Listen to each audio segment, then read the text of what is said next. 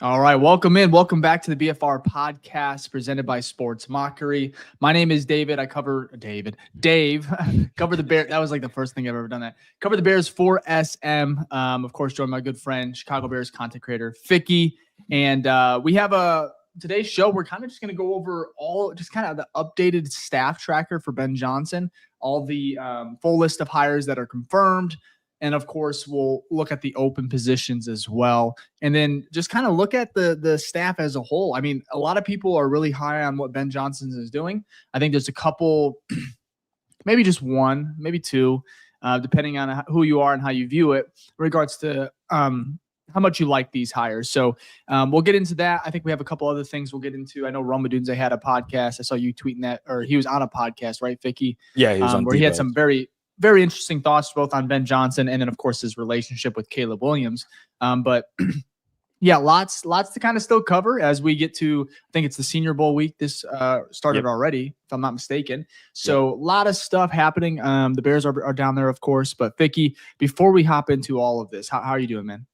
Man, it's good. You know, it's the offseason, as we've talked about, and I feel like the Bears can't lose. You know what I mean? Like everything at this point is just stacking up hope and promise, right? So it's really hard. I mean, you can still be objective, which we will on this show, but it is hard to be like negative, right? You haven't lost 10 straight. You know what I mean? You haven't lost again or gone, 0-4 in your or 0-3 in your first 3 games against the NFC North. So I think it's just a nice refresh. We'll talk about the coaches individually, but overall, as you can see with the title of the YouTube, I mean, Ben Johnson has been putting in some work. So I would love to know your thoughts. I don't know. And again, it's very early. We don't know how any of this is going to turn out. But if you were to compare the staff that Ben Johnson brought in versus the staff that Matt Eberflus brought in, I would quite say the perception is night and day of like the quality or like the experience he's bringing in. And we talked about it on one of our shows, might have been the last one, the one before that. We talked about like when Matt Eberflus came here, he hired a bunch of kind of first guys as well. So he was a first head coach. Then you brought in some people that had never been coordinators, right? And we saw how that turned out. So most of them actually got fired after that first year. So I feel much more comfortable about this staff, but we'll go into it. But before we do that, how are you doing? Yeah. Well, yeah, before we hop into that, because I think it is interesting when you compare Flus, where they actually played the games, of course, right? Because like on paper last year, Shane Waldron, I don't think we were all like, there was concerns, especially with the JSN stuff from Seattle, but there was some concern. We didn't think it would be 9 games and he's out, right? So we'll touch base on that. As far as how I'm doing, great, man. I'm healthy. I was fighting the sickness like a couple weeks ago for like 2 weeks straight, so I feel good there. Also, some news. This is the last time we'll have the pod in this room. We're kind of building kind of a little studio, not a studio. It's like a little area in our house studio. Right It's now. official over basically here. A podcasting room, little gaming room, little Bears room. So I'm excited about that. So that will be kind of coming next week. So I'll be in a different spot, at least the background wise. So I'm excited about that. Other than that, man, I'm excited. The Bears off season. I'm excited to see what they do, right? I talked about it last podcast, player acquisition. That's kind of where the stage we're going to next. And what that means is obviously the draft, but also free agency. And it's an exciting time. The NFL does a really good job of just making the offseason kind of eventful, right? It kind of comes in phases, but each phase is pretty exciting. So no complaints for me.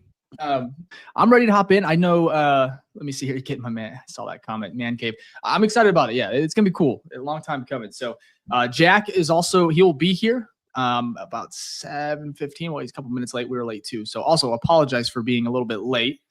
We said 7:05. I think we're about 7:11 or something like that. Yeah, we were a little scarfing down some food and prepping for the pod. So to be fair, we've been on time most recently. I mean, when we first, for the true OGs that have been here with us for a minute, the first 50 episodes, I felt like we were late about every time. So we've definitely made some progress. But yeah, sorry for it. We appreciate all of you that decided to wait in the comments and whatnot. Which is so funny because we set the time. I should always put 7:15 so we're early. Right? No, I feel honestly. that. I feel that. Yeah. And we also have a Saturday morning, or that's actually, I think we'll get to that later as far as we'll get to that for sure. Yes. So, but I wanted to start it here with, we obviously have some big time moves as far as the coaching staff and the overview for what Ben Johnson's been able to do. So if you're all right with Ficky, that's kind of where I wanted to start. You're cool with that? Yeah, I'm good with that. Let's do it. Okay, awesome. So first of all, Ben Johnson, head coach. And I guess I could share this if we want. Do you want to bring up the overview here? Yeah, for sure. Awesome. And I'll share my screen. And this is obviously, you can check out this art. I wrote this article here, I think a couple of days ago. So it should be accurate for the most part here. Obviously not a lot of changes. Let's see here. So I'm going to zoom in. And we're going to go here through the overview. So coaching staff, obviously Ben Johnson's at the helm. Assistant head coach, which I think we talked about it briefly, or actually pretty extensively. I think the news broke on our last podcast. So if you want more news, kind of how we thought about Antoine Randall L., which I think we're all very, very high on. He came from Detroit, right? Obviously a native, Chicago native. As well, yep. And I love it. Assistant head coach. He's also the wide receivers coach right here. You'll see. So he's kind of having like a dual role, which I found it very interesting, Ficky, because right here as the OC, Declan Doyle, which obviously 28 years old, and we're going to get to him a little bit more in depth. And I have about 6 or 7 facts that I think you guys want to know, kind of get to know Declan Doyle a little bit more. But back to Antoine Randall L., since he's the assistant head coach, as far as the hierarchy goes, the OC talks once a week. Yeah. The assistant head coach is every other week, which is very, very unique because we're going to be hearing, as far as responsibilities go, I don't know how much, Declan Doyle is going to actually have on his plate outside of just being, doing the grunt work for Ben Johnson. I know he's the OC and that's a very, very prolific title in the NFL, but I think it's a unique situation in Chicago because he's not going to be calling plays. So what are your thoughts on that as far as that dynamic and who has more, I guess, power per se? Yeah, it is interesting. I feel like Antoine probably has more power, but because of the Bears media and how it's set up, like how they set the schedule of like how often you can talk with people. This is a unique situation where the power structure is different because this is the first time our head coach, well, at least since Matt Nagy, but Matt Nagy didn't even call the plays throughout his whole tenure. This is the first time that, Ben Johnson will be calling the plays unless things go to the shitter, which hopefully they don't. Ben Johnson will be calling every single play on this team. Yeah. So because of that, oh, sorry. Oh, the go name? ahead. Declan. Is it Declan? What did I say? Delkin? Delkin. Well, to be fair, it's not a very common name, but yeah, Declan. I appreciate that. Jake Capone here, Don on YouTube. Declan. However, it's not a very common name. Off season. Yeah, there we go. No, we're gonna get it right. It's definitely. It's kind of like, it's kind of a very interesting name. Even the last name. It's an older name. Like Declan is like Declan Doyle, 1800 name, but yeah, that's the first Declan I've heard like in a minute. But to go back to your point, I think like I don't want to undermine the amount of work that Declan Doyle's going to be doing. It's not like he's only going to be grinding tape. There is like an important role here. He's going to be helping develop Caleb. Right. That is Caleb's number one man. Right. Ben Johnson obviously is going to be involved in that. But Ben Johnson also is the head coach. He has way more responsibilities that fall under him. Right. So I don't want it to be like, well, Declan's just going to grind tape and that's it. No, he's going to have an important role. He just doesn't have as big as a role as what he would if he was a true offensive coordinator calling plays. And I know some people are like, he's 28 years old. Why is this the guy, just picked him up out of nowhere? Well, I think the roles and responsibility plays part in that. It's going to be harder to find a veteran, right, offensive coordinator who probably has called plays. When you take away the play calling, that's not as attractive as a position. Like it's just not, and that's okay because we have one of the best play callers in the National Football League. But what's good about him is what you see from a 28-year-old. It's that and I don't know if you want to hop into Declan already, but if you look at his track record, he comes from the Sean Payton tree. So he had 2 years as a QB coach, I think, with Sean Payton on the Saints. And then when he was traded to the Broncos, Sean brought Declan with him over there. And I think he was like an assistant offensive coordinator or something like that. I can't remember exactly. Perfect. You got an article right here to go over it. So it's noteworthy that when your head coach moves, or someone like Sean Payton, who's a fantastic offensive minded head coach, he goes and he brings you with. That means a lot to me. So there's obviously some sort of potential there. And there's been reports from the Broncos, other beat writers and whatnot, that like they expect him to be a head coach in 2 to 3 years. We'll have to wait and see how that works. But if you look at kind of the projection and the track record, like, who also was a 28-year-old, offensive coordinator after being a tight ends coach? Sean McVay. It doesn't mean this guy's going to be Sean McVay, but this route he's going is not necessarily an unfathomable route. This is a route that happens with a lot of people. And you see that, particularly what's good about this as well, is when they are a tight end coach. That's the key factor, because why you see a lot of these offensive coordinators be tight end coaches earlier on in their career, because for a tight end position, you have to know line and offensive line blocking assignments, all of that stuff. And you also have to know basically the playmaking aspects. So you're looking at wide receivers, running backs, things like that. They're the dual threat on that, where they act as an offensive lineman, as we know, and also act as a playmaker. So you see it with like a Sean McVay. Talk about the ex-offensive coordinator, Thomas Brown. I think he just went to be a tight ends coach for Mike Vrabel and the Patriots. So you can see that there is some sort of importance in the level of information that this guy has, and also being tied to Sean Payton. And technically, I think he was on the same staff with Ben Johnson from one of those Saints years with Dan Campbell as well, because they were on that one with Sean Payton. So I know I just kind of rambled on there for a minute, and I may have touched on or stole some of the thunder there, but I just don't want us to overlook. It doesn't mean this guy's going to be the next, coming of Jesus, but there are some important key factors in there that does, makes it promising. But what's your thoughts on it? Yeah, no, I mean, I don't have many I don't have any like hot takes. I think it's a very, very when I first heard about it, I like the idea of Ben Johnson being able to mold somebody, right?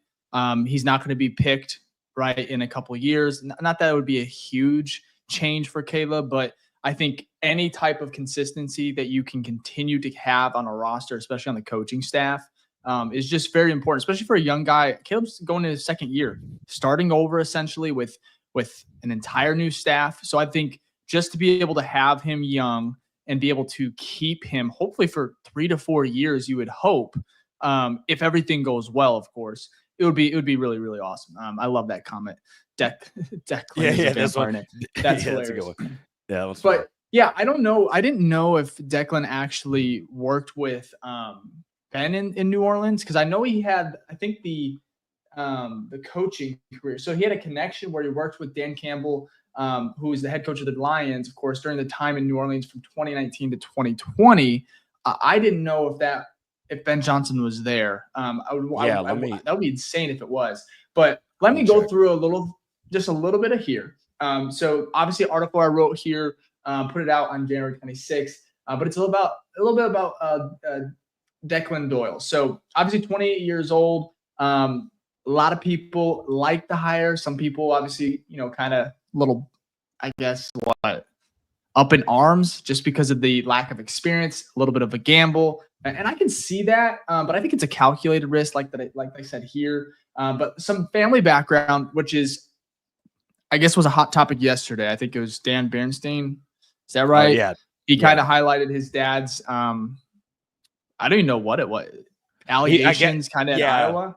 Yeah, he basically, it was when he was the strength coach in Iowa. He had like some racist remarks and things of that nature. Yeah. So.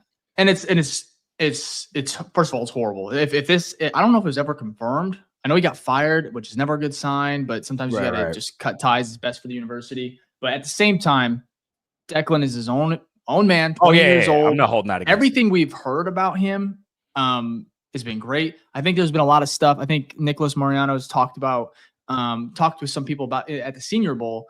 asking about Declan, and they, first of all, the high praise is out there. They believe that he's going to be an OC here in a couple of years. That's how highly thought of he is, at least around the league. So anyway, son of Chris Doyle, the former strength and conditioning coach for the Iowa football program. And he was the best in the business at the time.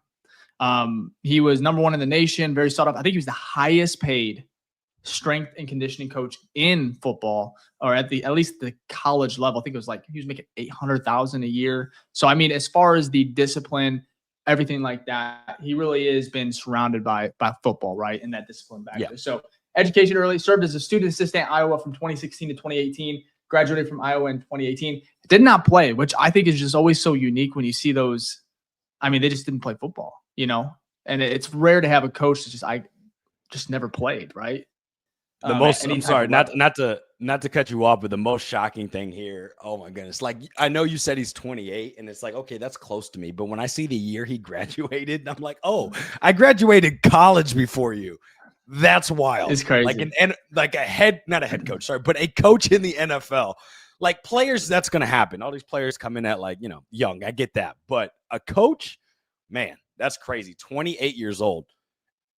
Wild. So sorry, I was shocked in that year. Yeah, he's 1 year older than I, and that is crazy. But good for him. Obviously, highly respected. So his coaching career, this is where it gets interesting. He began his journey with Sean Payton in New Orleans. Worked as an offensive assistant for the Saints from 2019 to 2022. Of course, there's that crossover with Dan Campbell. I believe maybe Ben Johnson. I wasn't able to confirm that, but that would make sense. I just checked. I was wrong. He when Ben Johnson worked with Campbell, it was in Miami, not the Saints. So there isn't any crossover. Yeah. But there is that, at least Dan Campbell worked connection with him, and of course Ben Johnson's going to reach out to Dan. I'm sure there has been some type of talk between the two. Oh, but for sure. The most interesting part, and I think the best pedigree here, is he followed Sean Payton to Denver. And I want to rephrase that. Sean brought him to Denver, right? He wanted him to be there. Obviously, he served as the tight end coach from 2023 to 2024 during that time frame. And then connection to Dan Campbell, we talked about, again, the crossover in 2019 to 2020. Bring this over a little bit. And then reputation. This is where it's very interesting because, first of all, this man, when the news was announced, there was no Wikipedia. I know there's been rumors that he was the cousin of Mike nephew. Ditka? Yeah, nephew. But I think that got debunked. It is debunked. That is not the case. I love that. Bears fans, they work so fast on the Wikipedia page, and they got that in there. And some websites actually were ran with it. Yeah, they ran with it. And I wish it was the case, but that is not true. Hate to be the bearer of bad news there. But Declan was loved inside the Broncos building. Very, very high praise there. And he's also regarded as an up-and-coming offensive mind in the coaching scene. So, obviously, a lot of experience still needed. A lot of things that he has to at least go out and prove. Right. Obviously, that is the case. We're going to see how it works out because at the end of the day, Shane Waldron, it worked in Seattle. Obviously, it went really downhill fast in Chicago, and he was out of here in 9 games. And I'm not saying that's the case. I think that's more of a rarity. You have to really suck, and it has to be a really bad situation. I think that combination hit Chicago last year with the rookie quarterback, Caleb Williams, and everything that was kind of going on personnel-wise. So, but I like the hire. Obviously, I'm a little nervous. But I'm nervous about every hire the Bears make. I'm nervous about Ben Johnson a bit, because first of all, it's like when we draft a quarterback, right? It's supposed to be foolproof. Caleb's supposed to be the guy. He's supposed to be a superstar. He's supposed to be the guy that you cannot ruin. It's same thing for coaches here. Ben Johnson, we landed the number 1 target, the hottest offensive mind in the last, 2 or 3 coaching cycles at least. Yep. And he's in Chicago, and I'm just like, can we have one good thing go right? Right? Yeah, let's just not fuck it up. That's it. That's what it. I don't think that's a lot to ask. It's like, just don't. And so, it's crazy. So that skepticism is always going to be there, whether it's a hiring of a coach, a free agency acquisition, a draft pick, right? You just, as a Bears fan, all phases, right? Free agency, we've had some duds. You talk about draft, we've had some duds, right? Kevin White, injuries, of course, but I can go on and on. Coaching as well. I mean, last 3-4, we're on a fucking tear as far as just hiring the wrong selections in the last 4 or 5 coaches. So, yeah, I like it. I think it's unique. And also, I think it's very, very important. I think the Bears could have hired somebody with experience who has called plays before, but at the same time, they were never going to call plays. Ben, that was one of the first things he confirmed, right, when he got into Chicago, like the first day, was he's going to be calling plays. That is his forte, and they could have landed. They've interviewed people that have called plays before, whether at the college level and, of course, the NFL. But at the end of the day, you got to trust Ben. And if he thinks this is a good hire, if he thinks this is going to work, you got to trust him, right? You got to give him at least right now the benefit of the doubt, because that's all. I mean, he hasn't done anything to not. Right. Correct. So we got, it's that hope. Like we started off the show saying, you gotta hope the Bears just don't fuck it up. That's it. You gotta hope. So, but it is actually a great transition though, because you said Declan does not have obviously the experience as some of these other hires. Obviously, you can't when you're 28 years old, but it is interesting because on the other side of the ball, we definitely have experience. And I think we talked about this when the reports were out, like even, what was that, like a week ago? Actually, like I think Schefter reported it like in the same day that Ben Johnson got hired. Look out next for him reaching out to Dennis Allen. And he was right. But like Dennis Allen, like I know we got excited for Antoine Randall L, which I am totally excited for. Dennis Allen on that side of the ball is just as much as a home run. Very important thing here is that Dennis Allen, 2 things here, is very experienced, and not only experienced, good at his job. Like you could view him as like the Matt Eberflus and that kind of criteria, but I would say even better, right? And then the second thing is failed head coach twice. Some people would look at that and go, that's not good. Why would you want someone who failed at being a head coach? The good thing is that he's not going to get poached. He will not get poached. And we're looking at a team right now in the Super Bowl that has someone very similar who Bears fans should know and love, and that is Vic Fangio, right? Vic was the head coach of the Broncos, did not do well. He's a little bit older in age, but like he's not getting another head coaching job. But you know what Vic Fangio has been great at his whole career? Being a defensive coordinator. And you're seeing it again with the Eagles going to the Super Bowl, having one, I think, like in most metrics, they're top 3, right? Some would say they're the best defense in the NFL. That's great to see. No one's going to poach Vic Fangio for a head coaching job.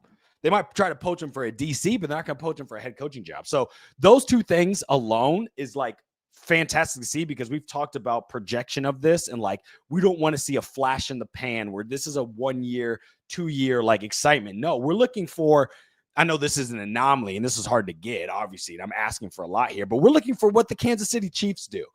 Steve Spagnuolo has been there for a minute. Andy Reid's been there for a minute. They got their quarterback. Like that's stability for years. And that's why in the past 6 years, they've gone to 5 Super Bowls, right?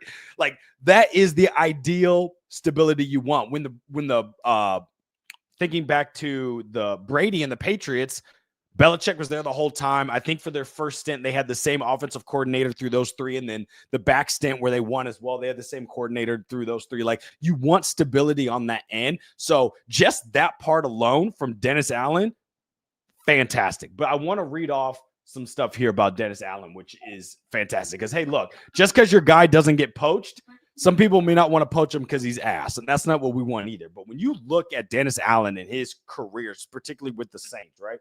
He came in 2017, and at that time, the Saints defense was the worst in the NFL. Or sorry, he came in I think 2017, right? And in 2014, they had one of the worst defenses in the NFL. So like you can tell from 14 to 16, the defense wasn't good.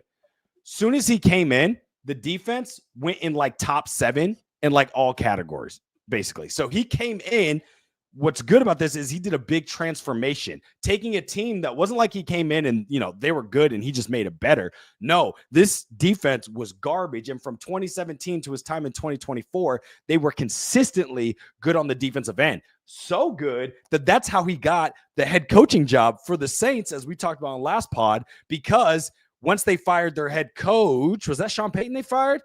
I think it was, right? It may have been, or traded. I can't remember. I don't think they fired him. I think he just resigned.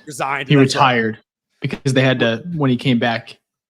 That's right. That's right. So when Sean Payton stepped down or whatever that is, they then promoted Dennis Allen because they're like, dude, you know how to run that side of the ball. So you can't blame him on that. So here it is. In his final 2 years, in his from 2020 to 2021, those 2 seasons, the Saints defense finished in the top 7 in both points and yards allowed. Also, which is crazy, is that I think his winning percentage or like his wins that he's equated to while he was there in the tenure is like 60. And here it is. So Allen's overall record as the Saints defensive coordinator was an impressive 65 wins and 32 losses, making him the second most successful defensive coordinator in Saints history. Now, I know wins and losses don't just attribute to your defensive coordinator. We know football, there's all 3 phases. Yeah, there's the whole other half, yeah. For sure. But that is something that's great to see, that not only was your defense good, it was consistently good. You were at the Saints for a long enough, like 7 years plus is a long enough data points for you to feel comfortable that like you are good at what you do, right? For example, we talked about Ben Johnson, right? Why we feel so good about Ben Johnson and play calling is because we've seen for 3.5 years what he does on that side of the ball. He didn't have one great year and then you're like, oh, wow, this is the next hot thing, right? No, you've shown us 3 years that you can consistently produce at a high level, right? So we see the same thing with Dennis Allen. So that the combination of like, you know what you're doing, you're experienced, you can lead that side of the ball because you've been a head coach and because you failed at a head coach. I'm hoping it's the Steve Spagnuolo, Vic Fangio treatment. People aren't going to pull from you and put you as their head coach. That makes me excited. And not only were you a failed head coach, like you did not do well from a win-loss perspective. Like his win-loss winning record is horrible. So I'm hoping that benefits the Bears.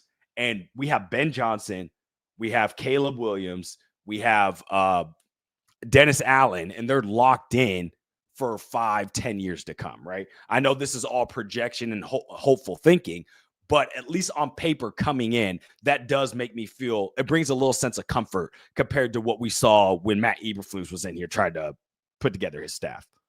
But what's your thoughts on Dennis Allen? Yeah, no, Dennis Allen he's probably up there 1 or 2 as far as what Ben Johnson was able to, add to his staff. When it was first reported, as soon as he was hired, or at least rumored that Ben Johnson was going to land in Chicago and is all but confirmed, right away, the link to Dennis Allen came out really quickly. Which is great because I think everyone was shocked that he could land such a highly regarded, prestigious type DC, right? I have previous head coaching experience, Dennis Allen. It reminds me of, before I kind of get into some of these facts about him, because it's rather interesting his career, and your nuggets about kind of how he transformed that Saints unit, that defensive unit, is awesome. And it's very, very, it bodes well because in my opinion, and it could be a little foggy because of how Eberflus was in Chicago the last few years, but I think he's a better DC than Flus. And Flus is a good DC. Obviously, he just landed in Dallas, and he's not even taking a year off. He was pretty highly sought after. He knows what he's doing on that end. You could say good to great with Flus. I think Dennis Allen's up there, if not better than Flus. And a lot of people joked about, can we retain Flus and keep, maybe land Ben Johnson, right, as a joking matter. In my opinion, they did that, but maybe even better, bringing in Dennis Allen, who, again, you talked about win-loss as a head coach. I get this. Flus is just as bad, right? But at the same time, Dennis Allen is a very, very, very good DC. He's also 52 years old, a little bit older, right? Which is always good because as far as moving, is he going to get another head coaching? I don't think so. He was fired after week 9, after a week 9 bad loss in 2023. He lasted he was head coach from 2022 to that week 9 of 2023. Yeah, it wasn't long. Very short stint. Flus got longer, which is ironic. So it was a bad experience, which is not, people talk about Ben Johnson be able to lead on his head coaching experience. I'm like, I don't even know if we want him to do maybe just from tiny aspects, like maybe how you go about organizing meetings. But I really want to see what Ben Johnson can do to bring his own type of influence, his own style, because I don't think I don't think you need to pull too much from that head coaching aspect from Dennis Allen, but he can lean him in regards to just football general, that side of the ball. And but his previous head coaching experience, he actually let's see here. Was he head coach for Oakland Raiders? Yeah, I think he had two twice coaching. Yeah, I think he's twice. So again, it was a short stint. 2012 to 2014, he was with Oakland. When they were obviously the Oakland Raiders, now the Las Vegas Raiders. So he's been there twice. So it makes it even all the more likely that he is not leaving. He's not leaving Chicago unless he's getting fired or retiring. Yeah, getting 3 head coaching jobs does not happen often. And when it happens, it happens to people that are good or have been good coaches. Yeah. Now, his DC roles in 2011, he was with Denver. And of course, from 2015 to 2021, he was with the Saints. So, and of course, he took over as the head coach after the success that you alluded to earlier, where he basically the defensive success got him that spot. Right. So I'm going to go through some of the stats. It may overlap, but the Saints defense ranked in the top 10 in NFL in both points and yards allowed. I think you said that as well in the final 2 seasons as he was the defensive coordinator. Also, some of his reputation as a defensive play caller, I think, was very unique here because Flus, it wasn't very aggressive. There was times where we saw it last year where he kind of did send some exotic stuff. But as far as aggressiveness, Dennis Allen is very, very aggressive. Exotic blitzes, and he's also very, very successful on third downs. Really good. Which, if you look back at last year, right? I'm not going to go 2-3 years ago, but just last year, and you look at how the Bears performed on third down. Horrible. How many times last year were you putting your hand through a wall or something like that, or almost breaking your TV because it was 3rd and 19, 3rd and 21, and the Vikings or Detroit just making it look easy, right? I was more scared if it was 3rd and 10 and plus than 3rd and 5. Because I knew if it was 3rd and long, equally. We're not stopping these guys. It was like 3rd and 5. I'd be like, okay, there's a shot. When it was 3rd and 15, I was like, oh, someone's blowing something. Someone's messing up some coverage, or we're not. The quarterback's sitting back there for so long. But that's a good point. And just to add context to the exoticness and the aggressiveness, and maybe I'm getting too in the weeds here. We're going to see a lot more like cover 4 match where it's like basically a cover 4 and then it converts to man. And he loves what's different from Flus and Allen is that he loves his nickel and dime formations, right? You're not going to see a lot of 3 linebackers on the field. And we didn't see a shit ton with Flus, but he loves bringing, especially like a big nickel where basically think of like, we have 3 safeties right now, but it'd be like Jonathan Owens basically playing like a corner, right? But he's really a safety. And so you have that big nickel, which then fills like 7 in the box. And basically you're like substituting your linebacker for your safety. But what that allows for, yeah, for sure. 100%. I'm definitely pulling to my Madden back here. But what that does though, is it allows you to blitz a lot of those basically that big nickel spot, right? Or that dime position there or that nickel there. And so speed on the field. For sure. You have way more speed there. You have way more exotic type of plays that you can call up. It's like you said, he's dominant on third down. And why that is, and why I even got to this breakdown was because I found an article, I think from PFF back in like, was that 2021 when Brady was on the Bucs his last year and they won the Super Bowl? Basically, Dennis Allen shut down in 6, because obviously in the same division, right? In the 3 years he had faced Brady, his last 3 years, Dennis Allen had basically shut him down in like all his games. And so PFF was looking into it like, how does he do it? Why does this happen? It's because he's very exotic with his coverages and the blitzes. And even for someone as experienced as Tom Brady, right? I don't think anyone has more experience than Tom Brady. If you're able to fool Tom Brady, that's saying something, right? Like as a defensive coach, like I know you can't control getting a Super Bowl, but if I was a defensive coordinator, that would be my Super Bowl. I shut down Tom Brady every time we play him. Like that is a chess master right there when you're playing this chess game. So I say all that to be like, I know people like complain about Flus being like, oh, simple defenses. And it was, right? They were more bend, don't break. Like red zone defense, Flus was amazing. And we saw that. And you got to give kudos to that because that did keep us in games. But I think this defense is going to be much more complex, and I think we're going to see more exotic things, confuse a lot more quarterbacks, and I think it's going to lead, not that we didn't get a lot of turnovers with Flus, but this is going to lead to, I think, even more opportunities for turnovers, hopefully sacks, because we definitely need those. We've sucked with that for the past 2 years.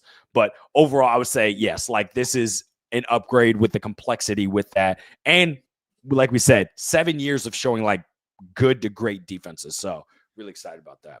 Sorry, not to cut you off, but I felt like that was a good context to that. No, you did not cut me off. I think that's really good stuff there. I'm excited about, Dennis Allen is up there. If it wasn't for like, let's see here, like Antoine Randall L is very exciting. I would even say JT Barrett's exciting. Who else am I here? And we're going to go through the rest of the staff here, but Dennis Allen alone, just I love that hire just from the experience factor. Now, one thing I want to talk about as well, because I think Dennis Allen's going to be actually really good for Caleb Williams, as far as just similar to what Flus was. I think the defensive side, being able to kind of challenge Caleb, especially we saw in, OTA's training camp. It was very, very good. That defense was feisty, man. It was very competitive. Sure. And I think Dennis Allen he's going to continue that, if not ramp it up a little bit more. Of course, you got to bring in the discipline factor with, the players. You can't go too far, trash talking, penalties when it happens in the season. We saw, some of that kind of come to light. But the best trait, and this is what I wrote on my article here again on Sports Mockery about Dennis Allen, because one of the best traits here about bringing in Dennis Allen is around the league, he's considered a great teacher, right? Which this defense is young, and it's only going to get younger because you're probably going to get an edge, right, in the draft. You're going to get another piece on the line that's going to be young. There's just going to be more youth. And, of course, Kyler Gordon, Tyreek Stevenson, Jalen Johnson's still young, right? He's a lockdown corner, all-pro, at least should have been. And there's just guys that are still in their, mid-20s, early 20s. Edmonds is young. Montez, 26. Like TJ Edwards is still young, can get better. And I think that trait from Dennis Allen that he's going to be able to bring to this team and this unit is going to be very, very valuable. And that's what's exciting. Of course, everything else, I don't think they're not going to be able to change. They're not going to change the defense too much either, right? It's going to be very, very similar. It's still a 4-3, so at least that's good. So you don't have to worry about like reshaping your D line, like your D. You don't have to go get new players. Yeah, exactly. Yeah. So I mean, you just got to add to it. But I think the fact that he's able to develop and improve, the performance, and have his players prepared on that side of the ball, that unit, I think is good, because last year, I'll be honest, everyone thought this unit was going to be top 10, maybe sneaking top 5, right? Just going to be a deadly unit. But I think they were missing just some discipline. Of course, they were missing some, I don't even know what. Well, it didn't look how we expected it to, right? Well, to be fair, it did. Yeah, I'll say first half of the season, it kind of like we were talking about, hey, this team is holding, they still have that streak of 21 points or less, which I know that sounds like a lot of points, but in the NFL, that is not. So like there were signs of it after the Fail Mary play, the Commanders, everything fell off the fucking like cliff, right? Everything went to the shitter. And then there were some injuries that came up, which made it worse. But I agree with you, a little bit more discipline on that side of the ball. You've got the pieces. Just like how on the offensive side, like the attraction of Ben Johnson to this team was because you have weapons. The worst part of this team is the offensive line, as we know. But there's pieces in there, young pieces, where you're like, I can develop this. You have, like you said, the exact same thing on the defensive side. So when Dennis Allen comes in here, he's like, okay, he's like a chef and he sees his ingredients. He's like, okay, let me cook. So we still have to see it play out. But seeing what he did with the Saints and his tenure there gives you a lot of hope that he can replicate it, because he's not coming in here with nothing. It's not like when he came to the Saints and transformed it there. He's coming in here with 2 all-pro, or he didn't get snubbed this year, but you had Montez Sweat, Pro Bowler, and then you have your all-pro last year, Jalen Johnson, right? Kyler Gordon, as we know, is a top DB or a slot DB in the league. I think we both love TJ Edwards. He's a dog. You need to get more from Edmonds. Kevin Byard, older, but had a great year last year. To say all of that in some, or Javon Dexter, breakout year last year. To say all that in some, though, is like you have pieces in here where you can come in and start to see results quickly, right? And so that's what's exciting at this point, because you're not – this team as a whole, yes, they sucked last year. That's why the coaches and everyone basically got fired, because they didn't meet expectation. Because when you look on paper, you're like, oh, this team can win 7 games. This team can win 9 games. We had them going to the playoffs Nick Wright on first things first had him going to the Super Bowl, right? So people looked at this team on paper and said, okay, if the coaches get the best out of these players, then this can be a really good team, just like how you saw with the Washington Commanders and what Dan Quinn did there. You're not seeing that with this, and that's why Flus got fired, and you're hoping Dennis Allen, Ben Johnson can actually bring out the best of their players. Yeah. No, I think that's important. I did forget about that stretch early on the season. It was always it wasn't very sustainable as far as keeping them under 21. But no. That Washington game, everything just kind of fell off, and I think that's where the focus. And I say discipline, but they were great. They didn't miss a lot of tackles. I just think the assignments staying similar, to sum it up, is like Tyreek Stevenson, right? Not being in position on the Hail Mary, right? It's like that. That's coaching. At the end of the day, I know the players are in control of their own actions. But at the same time, how many times did a tight end just run wide open, right? Remember, was it George Kittle against the 49ers?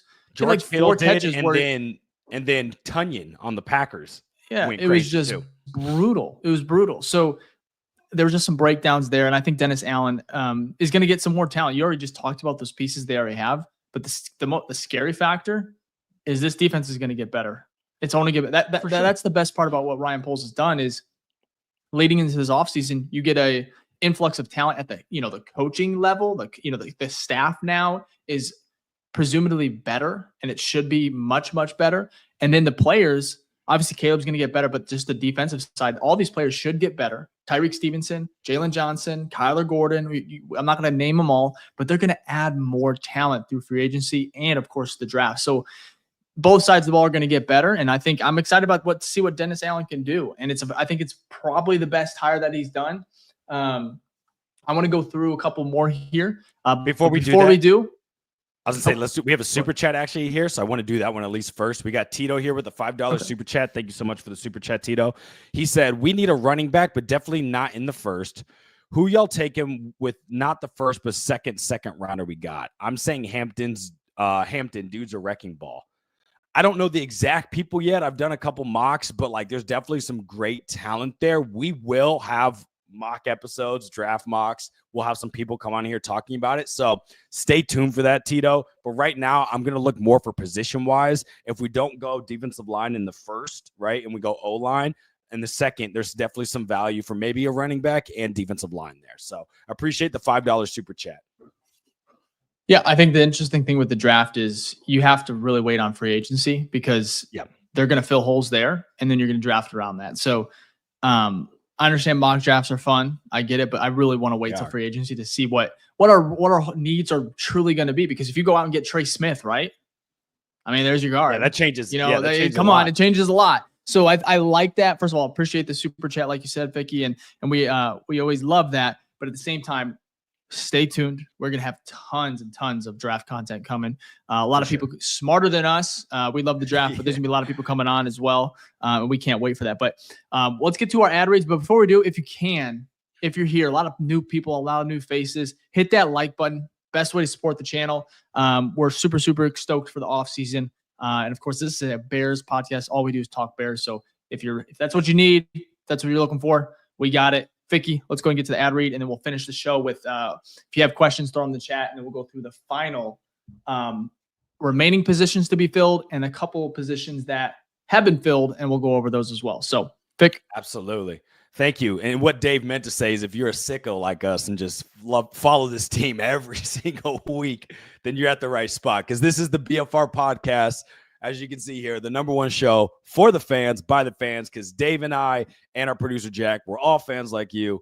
When this team gets big signings like Ben Johnson, we get excited. When this team shits the bed like the Hail Mary against the Commanders, we also want to punch a hole through the wall. So we definitely understand the ups and downs of this team, a lot of downs recently, but we're excited for this offseason. We appreciate y'all taking time to be with us today and moving forward. If this is your first time, first off, shout out to you. Thank you for joining the BFR Podcast. Like I said, number one show for the fans, by the fans. But if this is your first time, please leave a hashtag #NewFaceGang in the chat, and we'll make sure to give you a shout out before the show. One of my favorite things about the show is that when people post the OG hashtags before we even get to the ad read. So if you're an OG, most of you already know. But if this is not your first time, we also give you a shout out as well. So please give a hashtag OG in the chat, and we appreciate that. And look, if you're watching on Twitter, right, you can do a hashtag OG on there. We'll shout out there. Our people that watch on Facebook, watch live, we appreciate you. We do the shout outs for the OGs and new face gangs over there as well. And then also shout out to our podcast listeners on Apple, Spotify, wherever you get your podcasts. Y'all are the replay gang, so we appreciate that. And also for the replay gang on YouTube, give a hashtag replay gang after we're done live. Whenever you watch it, we'll try to give you a shout out on the next one. We appreciate every single one of y'all. We, like you said, number one show for the fans, by the fans. So we want to bring value to y'all. We want to give y'all shout outs when we can. So again, like Dave said, like and subscribe. That's free. It helps the algorithm get the show out to y'all because we're really trying to build a community here. Now, if you want to support the BFR community, because it is cold right now, you can go to the BFRstore.com. We have hats, hoodies. Now that I've cut my hair, I've been wearing beanies a lot. I know people were joking about that earlier, but you can get beanies. I'm getting my BFR beanie here next month, so I'm excited about that. But if you want to support the show, you want to rep some fire merch, we really do appreciate it. Actually have some new designs cooked up that I can't wait to drop for the show. I think it's really going to up our merch game, so we really do appreciate all the support so far. Again, the BFRstore.com, you can get fantastic merch, and we do ship internationally. So you can ask Michael about that, as he won his free beanie and he said it's fantastic. And speaking of winning free things, if you want to join our ongoing community, you can go to the Patreon, the BFR Den on Patreon. And on there, we have monthly giveaways. We have private Zoom calls, mailbag episodes, and much, much more. And we just had our monthly giveaway about a week, 2 weeks ago, where Michael, our Hall of Fame Grizzly member, he won that beanie and shipped it to him across the pond in the UK. So shout out to him. Also on the Patreon, we just dropped our monthly schedule. So ending this month and then what we have planned for February. So we have our monthly giveaway coming up this week for our Hall of Fame tier, our Hall of Fame tier members. We do have our private Zoom call literally this Saturday at 10 a.m. So if you want to get a part of that, where you get to talk to Dave and I and Jack, if he wakes up, I know he's not early bird, but if you want to talk to Dave and I, for sure, we will definitely be on there. And we just chatted up about Bears life, anything for a good 30 minutes. Sometimes we go over, the conversation's good, but a good morning, a good Saturday morning with some coffee and talking Bears with y'all. So we love doing that every month. It's so awesome. And if you want to do that, all you have to do is go to the BFR Den on Patreon. It's $10 a month. It's like a cup of coffee, right? It's, well, maybe a little less, but $10 a month, nothing too crazy. And you get to talk to Dave and I, and you also get access to our rookie Grizzly tier. And in the rookie Grizzly tier, like we talked about, we have our access to our Discord. You see y'all active in there today. We appreciate that. That's private, so you can only get access through joining the Patreon. Then you also get the mailbag episodes, which we'll have record this week. So any questions, we're collecting those as we speak. And then much, much more other value that we're working on some deals. And of course, I think the most thing that people are excited about is the monthly giveaways, because you win free merch. Who doesn't like free shit? So if you want to do that, again, please go to the BFR Den on Patreon. We have the $3 rookie tier. We have the $5 Hall of Fame tier. And we have a free tier where you can go in there. You get all of our episodes, and you can kind of see our monthly schedules when we drop it. So you can see, maybe if you want to bump up, which we see happen all the time. So I appreciate that. And one of the best things about joining is you get a shout out on all of our shows. So shout out to our Hall of Fame Grizzly members. I do need to update this because we do have a new member. We have Michael Berry. So shout out Michael Berry. He's in there. He's already active. Love that. I see him in the chat today too. We also have Michael from across the pond who won the recent giveaway. And then we got our OG Gage as well. So much love there. I will update that to include you next time, Michael. And then shout out to our rookie Grizzlies, Alex, who's always in here after a lift, Brian, Chris, Jason, and Essen. Appreciate the love and support. So shout out to y'all. So again, if you want to support us, you don't have to, but if you want to support us fiscally, you can go to the store, buy some merch for yourself, buy it for some friends, buy it for your dog. We don't care. If you want to rep BFR, we love that. And then also you can join the BFR community where we're continuously bringing value back to y'all. And what's free, like and subscribe if you haven't subscribed already, and give a like, whether it's now, end of the show, tomorrow, we don't care. It just helps the show grow so we can keep building it here. And I will now pass it over to Dave to speak about our fantastic sponsor. Yeah. So we have, make sure I'm not muted here. So first of all, we want to thank Green Gridiron. We are now partnered with them. They're official sponsor of the podcast. If you want to take your fandom to the next level with the authentic Chicago Bears helmets you see on the screen and collectibles from Green Gridiron, the official sponsor again of the BFR podcast. You can use, first of all, BFR for use code BFR for money off your first order. Like I said, I'm going to go through it real quick on the screen. I highly suggest you check it out. They have a bunch of cool customizable helmets. You can get obviously the full size. Some are sold out. Of course, they're coming back in stock as well. But there's the small, there's the authentic, Riddell. They have everything. Check it out. If you want, obviously, a discount, use code BFR, and you can save some money on that first order. Really cool for office, obviously podcasting, whatever it is. You just want to get a helmet. I would highly, highly recommend it, and I'll leave it at that. The link is in our description on YouTube. If you have any other questions about it, you can always reach out to Ficky and I on socials, and we'll be glad to clear anything up about it. So shout out to them. We appreciate it. And then lastly, shout out to Sports Mockery. Wouldn't be able to do this podcast without them. Of course, I write for them, but if you want any Chicago sports news, go check out sportsmockery.com for all of that. So let's finish up the show here, Fick. Do we have any questions before we finish up the... Okay, let's go ahead and knock some of the... Definitely unless you want to finish the going through...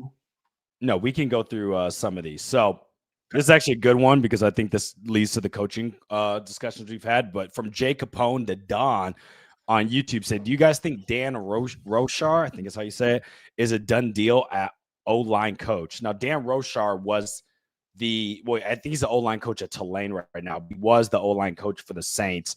And just like Dennis Allen has a pretty good track record. I think like in his stint with the Saints, they had at least one offensive lineman every year go to the Pro Bowl or something like that.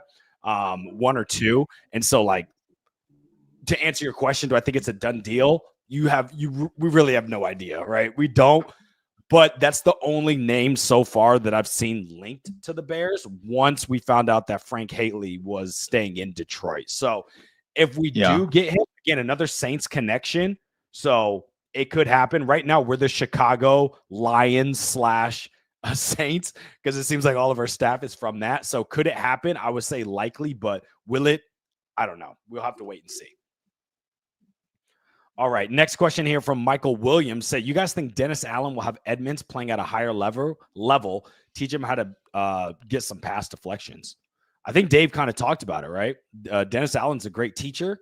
And so we would expect, based off his track record, that he's probably going to get the best out of these players. So we'll have to wait and see, but it's not out of the question. I think Dennis Allen's definitely going to help. Like I said, he's a great teacher. Should elevate some of the performance. But of course, it's at the end of the day, it's going to be up to Edmonds. But I think the biggest help here this offseason that's coming for Edmonds is that to kind of get an additional pass rusher and then some help on the inside, that defensive line. I think just to fortify it a little bit more, get some help with Montez Sweat. You get to the quarterback, I guarantee you those guys are going to get it's going to be a little bit easier for everybody in that secondary, including the linebackers. So that's what I think. That's what I think is going to be the most impact is bringing in that talent. And then Dennis Allen's going to have, these guys disciplined, taught well, sticking to their assignments. I think the calls are going to be a little bit better and then a little bit more aggressive and hopefully successful on third down. So really good question, though. Yeah, great questions. Okay, so this one could be quick, but I don't know if you saw the news. It's the Pro Bowl. It's the Pro Bowl. Yeah, I don't think you got to – and then here's the thing. Josh Allen, let me read it first. Let me read it. Sorry, let me read it first. So this from Zach said, Zach on YouTube, thank you for the question, said, how did Drake May make the Pro Bowl this season? Okay, back to you, Dave. Well, yeah, I mean, how did Mitch Trubisky make it? That's exactly what I was about to say. People are either pulling out in regards to like Josh Allen. He's like, I'm done. Hey, he does not want anything to do with football right now. And I don't blame him, right? He just lost a heartbreaker. You look at I think Jaden Daniels pulled out too. Yeah, he did. I mean, you just got done with games. Like you want to be what it is. You just elevate the next person. And Drake May's obviously, I don't think he's a Pro Bowl level quarterback. He's a rookie. But at the end of the day, next man up. I think is it fan voting too? Yeah, there's something with it. I think it's there's something like that. Yeah, man. But it doesn't look at the end of the day. It doesn't matter. Like all pro is honestly like the real award to really tell if someone's great. In the top NFL top 100. Yeah. Yes. That's kind of like the marks, but that's voted voted by the players. So yeah, I'm not like worried about that. Like what I'm worried about is that Bears had nobody, or they had JJ, right? About the Pro Bowl? No. Yeah. No one, right? No, it's the Pro Bowl. I think it's fan voting. Why would we vote for anybody on that team last year? No, respectfully to JJ. JJ, I don't think anybody deserved to be on the Pro Bowl last year. Well, that's the thing with the Pro Bowl. A lot of times, or the likelihood of you having people go is dependent on what people feel, their sentiment about you. And team. Winning. Look at the Bears in 2018. You look at that picture. I've posted it a couple times on my socials. 4? No, they had 7. It was Bojack. Leno. Who was the guard? White hair. Yep. And then Mitch. Tariq Cohen. Kyle Long. Bojack. Kyle. Yeah. There's a lot. Khalil Mack. Yeah. There's a good amount of people. You This win. happens when you go 12. You win. The city feels good. Obviously, you're in a big market. So once the Bears start winning, I guarantee you we're going to start voting. And there's going to be a lot of people in that. There's going to be a lot of Bears players, hopefully, in the near future in that Pro Bowl. And then we can kind of maybe get excited about it again. But yeah, the biggest thing here that you want to look at is always all pro. And then, of course, the NFL Top 100, because that's NFL Top 100 is voted by the players. And then the, I guess the all pro is kind of be funky as well, because it is what media, there's certain media that vote on it. You look at Roquan Smith, never got all pro. He went to Baltimore. Nothing's going to be perfect, right? Because it's opinion based, right? So they see it in every sport. Yeah. People get snubbed, all that stuff. So again, it is media and players are involved with these votings, and then us fans, and we know how crazy fans are. So people that deserve to get it, and there's also limited spots, so everyone can't make it, right? That's just the way it is. For us, we need to win. You want some people in the Pro Bowl, win some games. Appreciate the question, Zach. From Imperil here said, would you trade our first in Sweat for Micah Parsons? Absolutely. Next question. Dude, he's so good. You wouldn't. Oh, okay. I would. No, I wouldn't. I wouldn't change. You're first in Sweat, then you're at the same problem of just who's gonna be opposite of Micah. You could draft someone probably in the second. My only thing with Micah. The only look, it's not going to happen. My thing with Micah is that it's different than Khalil Mack, because Khalil Mack was 26 or 27 when we got him. Micah is what, 24, I think, maybe. Like, he's still super young. So look, I'm a big Montez Sweat fan. I know realistically though, this is not happening. Just because they just extended Montez. Yeah. So and I'm also not trying to just get rid of Montez either. But if you're going to get rid of Montez, it would have to be an upgrade, and I think Micah would be an upgrade. But yeah, that's not happening. And then the money too. No way Cowboys. I mean, if you're getting rid of Sweat, I guess you take some of Micah. But yeah, interesting question. But I think there's so many other areas. Micah's still on a rookie deal, so that money wouldn't even match up. We'd probably have to. Yeah, there'll be an extension coming. Yeah, I don't know if he has been extended, but if he hasn't, you're looking at. You thought you paid Montez Sweat a lot of money. Get ready. A lot more. Open up the pocketbook. Because that is not going to be. We're going to go down a couple tiers in over the cap. For sure. That one is going to be expensive. I did see. Oh, here's one from Tito, who's an OG member. Said, I need to talk Bears with y'all. BFR Den on Patreon. That is correct. So if you want to join our Discord, all you have to do is get the rookie tier, $3, and then you'll get access. Pinned in the Patreon is the Discord link. What's going on with Tito? Is he drinking Tito's? Yeah, bro. I need tall bears with y'all.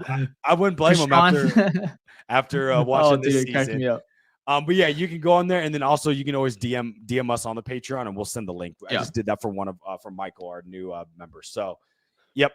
And then let's see if that's the last question.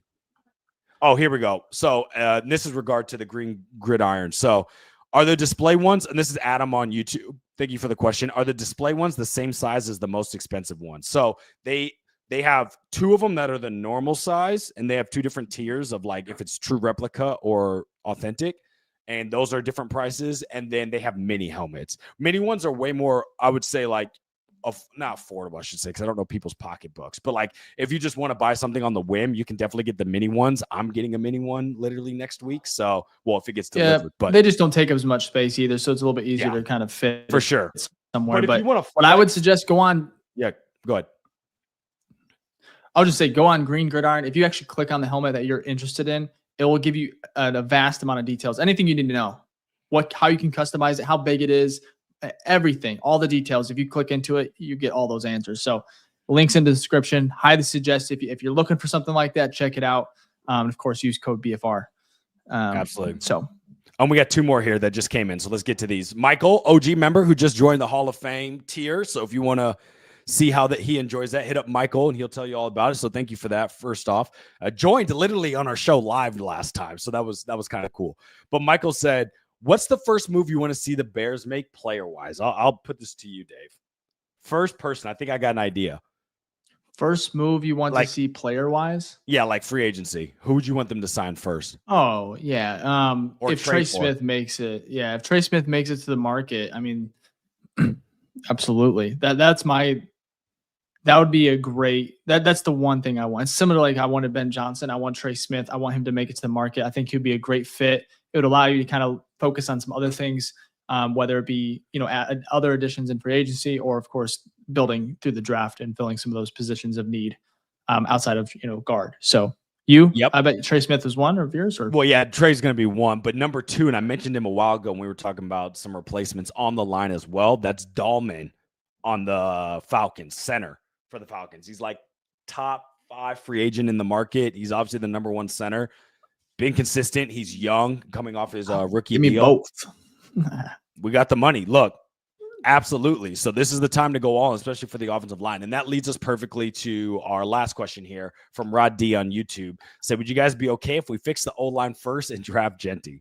So if you're telling me that we got Trey Smith, like if our starting offensive line ends up being Braxton Jones, then Trey Smith, Dahlman, whoever your right guard is, we'd have to figure that out.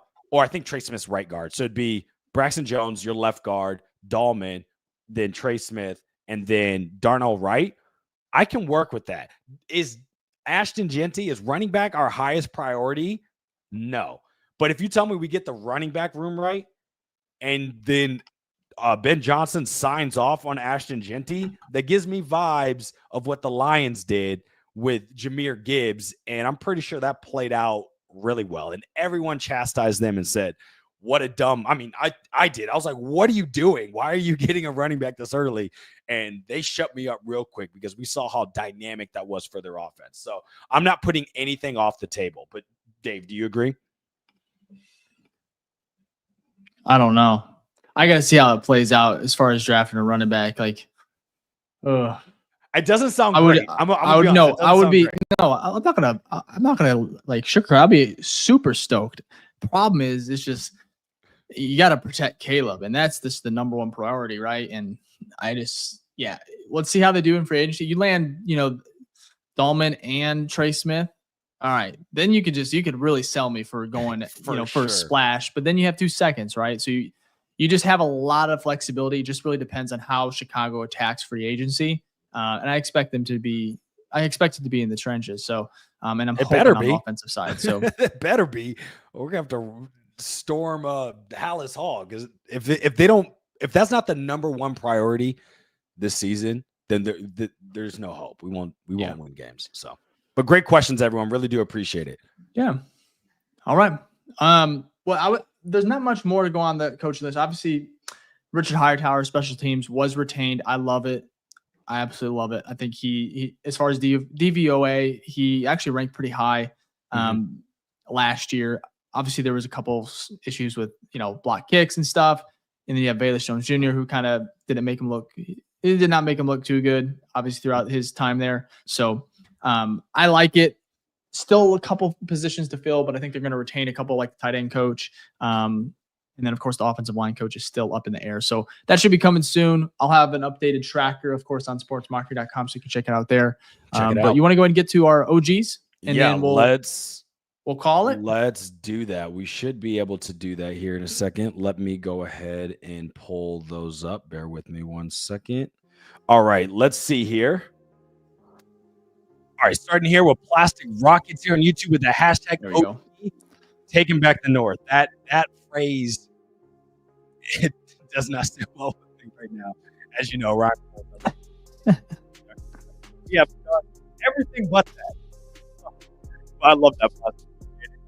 Michael Berry, like I said, also a Hall of Fame Grizzly member with the hashtag OG here on YouTube. Appreciate that. Yep. And then Alex Hamilton. It was funny. I joked. I'm like, he was probably lifting while I was giving him a shout out. And funny enough, he said he was in the gym. So appreciate you listening to us while you're working out. with the hashtag OG. You guys are the best. We appreciate Alex. You are the best. We got J-Dog in here with the hashtag OG. J-Dog, thank you for being back. We appreciate that. Adam with a great question earlier about Green Gridiron with the hashtag OG. We appreciate that. We got our OG fan Phil in here, said, if that's what you need, we got it. Dash the plug, aka Dave_BFR, hashtag OG. I feel like we have so many aliases from this show. So we appreciate Dave the plug now. So we appreciate that. And then we got Daniel Jeffries here on YouTube, said, first time here, fellas. What's up? What is up? Daniel, thank you for taking time on a Tuesday in the off season to join the #1 show for the fans, by the fans, the BFR podcast. We appreciate all of the love, all the support from y'all. Oh, we got some more coming in as we always do. Imperil in here with the hashtag OG. Sign Josh Sweat so we can have the sweats on both ends of the D line. It's not a bad move, but also branding wise, that sounds fantastic. So thank you, Imperil, being a true OG in here. So I appreciate that. Anything else, Dave? I'm just gonna post these last comments here. So yeah, Alex Hamilton said trade up for Mason Graham. Sorry, I'm just getting these last ones in here. Michael Barry said appreciate you both. Thank you so much. Next season's our season, like every season. LOL, right? Okay, so we appreciate all the love and support. So thank y'all for that. Next season's our season. It's interesting. We'll see. But yeah, we appreciate y'all. We'll be back next week. Starting in February, we are going to go ahead and go back to our 1 episode a week. Just because it's the off season, a little bit slower, as we all know. Now, we'll have some emergency pods if we need to, but expect 1 episode a week for, just like I said, for the off season, and then we'll ramp back up around training camp to 2 episodes a week. So we appreciate y'all. Road to 10,000 subs. Like I say, we are getting close. If you can, tell a friend, sub to the channel if you haven't, and of course, hit that like button. It does help us, and of course, it's free. So we appreciate y'all. Follow us on socials. Follow the pod on socials. You can see it on the screen here. And we'll be back next week with a special guest. So we appreciate it, and we'll see you soon. Bear down. Peace.